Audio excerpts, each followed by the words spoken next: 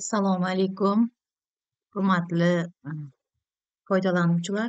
Bugun biz sizlar bilan Moodle platformasidan shablon orqali testlarni joylashtirish hamda tasodifiy ravishda testni o'tkazish bo'yicha ba'zi bir ko'rsatmalarni berib o'tamiz.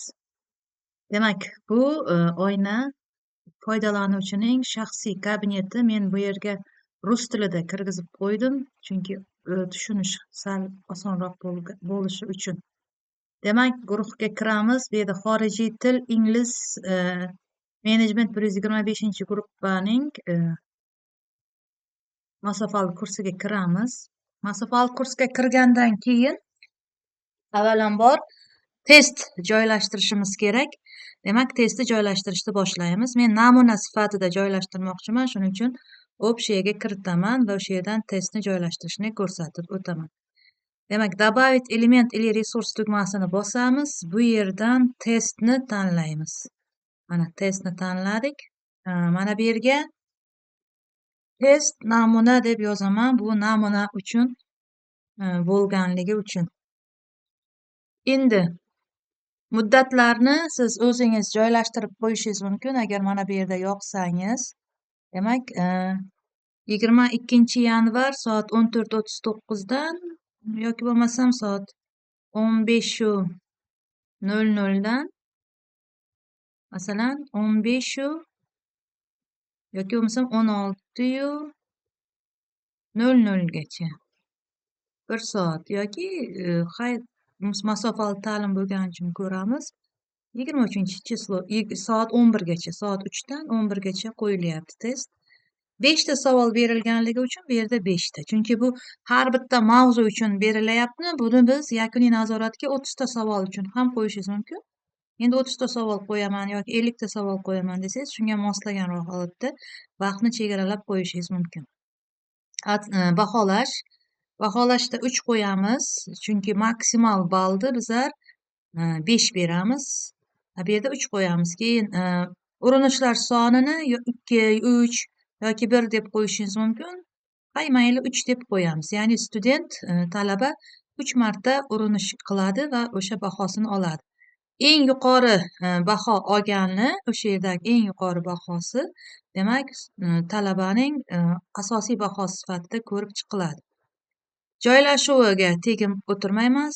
Demak, xususiyatiga ham prosmotr, bu yerda urinishlar, demak, nima har bitta darsda bo'lganligi uchun ko'pchiligini o'chirib tashlayman. Bu talaba faqatgina maksimal balni hamda balni ko'rishi mumkin bo'ladi. Qolgan holatlar unga ko'rinmaydi.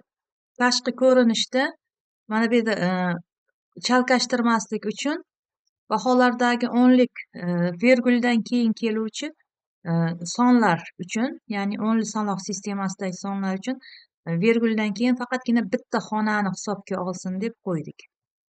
Keyin дополнительное ограничение bor. Men eng yaxshi ko'radigan joyim brauzerni himoyalash. Bu yerda mana bu yerda buni olamiz va mana bu tugmani bosib qo'yamiz. Bu ham kerak bo'ladi. Yana bitta narsani aytib o'tishimiz kerak. Masalan, bolaga gruppaga, qaysidir gruppaga nazorat isha olaman desangiz, o'sha gruppa uchun mana bu yerda parol degan joyga siz parol qo'yib qo'yishingiz mumkin. O'sha parol orqali u guruhga e'lon berasiz va o'sha parolni qo'ysang testga kirishi mumkin deb aytib qo'yishingiz mumkin bo'ladi. Endi итоговый отзыв kerak emas. Общие настройки moduli degan joyi bor. Agar sizda bir nechta guruh bo'lsa, u holda видимая gruppa degan joyini belgilab qo'yasiz. Agar bitta gruppa bo'lsa, net guruhni belgilaysiz. Keyin yana bor ограничение доступа. Bu masalan bir nechta topshiriqlar berilgan bo'lsa, o'sha topshiriqni bajarib bo'lgandan keyin keyingi topshiriqqa o'tish uchun bu yerda shartlar beriladi. Buni keyingi darslarimizda ko'rsatib o'taman. Va сохранить и вернуться к курсу degan tugmani bosaman. Demak, продолжить tugmasi bu talabalarga ko'rinmasligi uchun men buni yashirib qo'ydim. Bu o'qituvchiga ko'rinarli turibdi, lekin talaba buni ko'rmaydi. O'shaning uchun men buni yashirib qo'ydim. Endi testning o'ziga kiramiz. Mana testga kirdik. biza muddat berganligimiz uchun mana bu yerda muddat ko'rinib turibdi. Agar yana nimaga kirib, sozlamalarga kirib, boyagi muddatni olib tashlasak, mana bu muddatimiz nima qiladi? O'chiriladi. Endi qarang, mana yozib beryapti. Demak, urinishlar soni 3 ta, 5 minut chegaralangan. 10 balldan 3 ball deyapti. Bizga 10 balldan emas, bizga 5 balldan o'tish balli 3 ball bo'ladi. Mana shuning uchun maksimal ball degan joyga mana 5 ni qo'yib qo'yamiz. Bunga qanday qilib o'tdi desangiz, boyagi добавить вопрос degan tugmani mana bu yerda hozir qaytarishim mumkin. Mana добавить вопрос degan tugmani bosganimdan keyin o'tdik va mana bu yerda maksimalniy otsenka degan joyga 5 ni qo'ydim. Сохранить tugmasini bosdim va turibdi. Endi bizga eng kerakli narsa bo'ladi. Demak, har bitta o'qituvchi xohlayapti. Har bir darsga alohida testni qo'yishdi. Ya'ni har bir mavzuning testi alohida kiritilsin. So'ngra yakunda ular bitta test kategoriyasi bo'yicha o'tkazsin. Buning uchun biz kategoriyalarga ajratib olamiz. Ya'ni mana bu yerda mana bu tugma bor, вопросы degan tugma turibdi. O'sha tugmani mana bu yerda добавить, перемешать degan joyda bosamiz. Bosgandan keyin demak bizda bank вопросов mana yuqoriga chiqamiz. Yuqorida mana bu yerda demak bank вопросов bor mana. Test, настройка, вопросы, результаты. Bank вопросов degan joy turibdi. O'sha joyni bosamiz. O'sha joyni bosganimizdan keyin demak bu bizga testlarni kiritadigan joy. Mana o'qituvchilar tomonidan bir nechta testlar kiritilgan. Endi biz o'zimiz uchun kerakli bo'lgan kategoriyani tanlab o'sha yerga test joylashtirishimiz kerak bo'ladi. Buning uchun mana kategoriya degan joyni tanlaymiz. Mana kategoriya degan joyni tanladim. Kategoriya degan joyni tanlaganimizdan keyin mana bu yerda lesson 17 bor. Demak, lesson 17 da 10 ta savol qo'yilgan. Ana shu lesson 17 ni biz qanday qilib qo'ydik degan savol tug'ilishi mumkin. Hozir qarang, men buni ko'rsatib o'taman.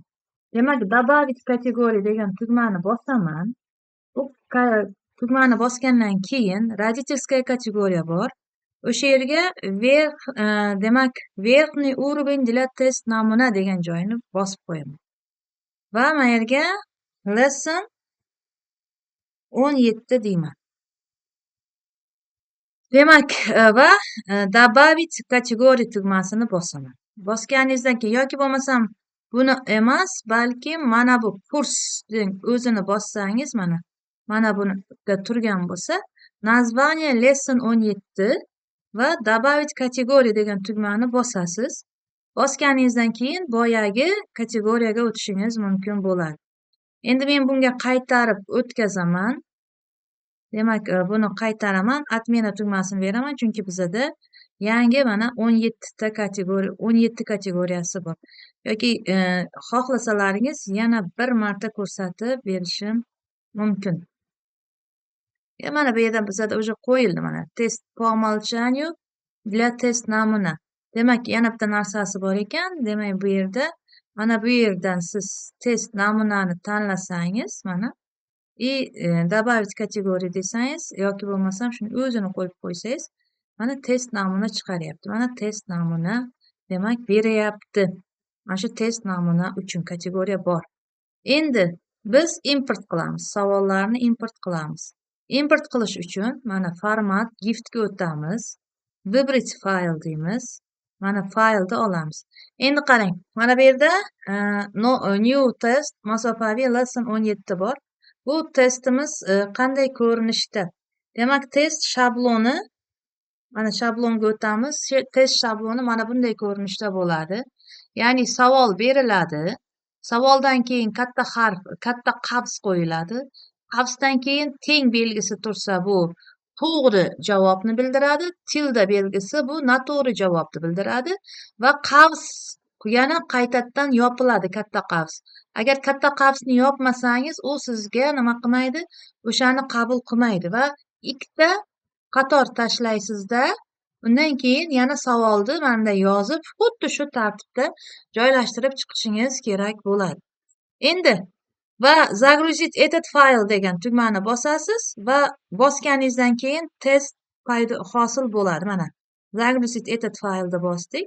Mana import deganni bosamiz. Mana test 10 ta test boyagi bizani test namuna kategoriyasini ichiga kirdi. Mana "Продолжить" tugmasini bosyapman. Kirdi. Endi mana bu yerda kategoriyani ayt deyapti. Bizada test shablon bor edi. Mana test namuna. Mana верхний уровень test namuna. O'shani tanladim. Mana bu yerga yozildi. Применить filtr deymiz. Ya bunda bermadi. Hozir keyingisini nima qilamiz? Yana bir marta mana по умолчанию test namuna. Применить filtr. Nima uchun bu yerga bermayapti? Hay. Yerda lesson 17 bor edi. Mana Применить filtr deymiz. Mana 17 ta 17-lessondagi savollarni berdi. Mana. Demak, buni savollarni qo'yib oldingiz. Qo'yib olganingizdan keyin 10 ta savolni endi testning o'ziga o'tasiz. Mana test namunaga o'tasiz va добавить вопрос deysiz. Keyin bu yerdan добавit'ni tanlaysiz, случайный вопросni tanlaysiz. Случайный вопросda mana bu yerda kategoriyani o'chirib tashlaysizda. Mana yerga lesson 17 ni yozasiz. Mana. Lesson 17 ni yozasiz, применить filtr deysiz. Mana 17 ta. Endi 10 ta savol berildi. Endi nechta savolni siz bermoqchisiz? Mana 5 ta. Demak, 5 ta savolni tanlaysizda, добавить случайный вопрос deysiz. Mana bo'ldi. Endi testning o'ziga kirasiz. Предварительный просмотрga kirgan paytingizda, demak sizga 20 ta savoldan 5 tasini mana bu yerda nima qilib berayapti? Ko'rsatib berayapti. Demak, shu tartibda amalga oshirib testingizni tugatib olishingiz mumkin.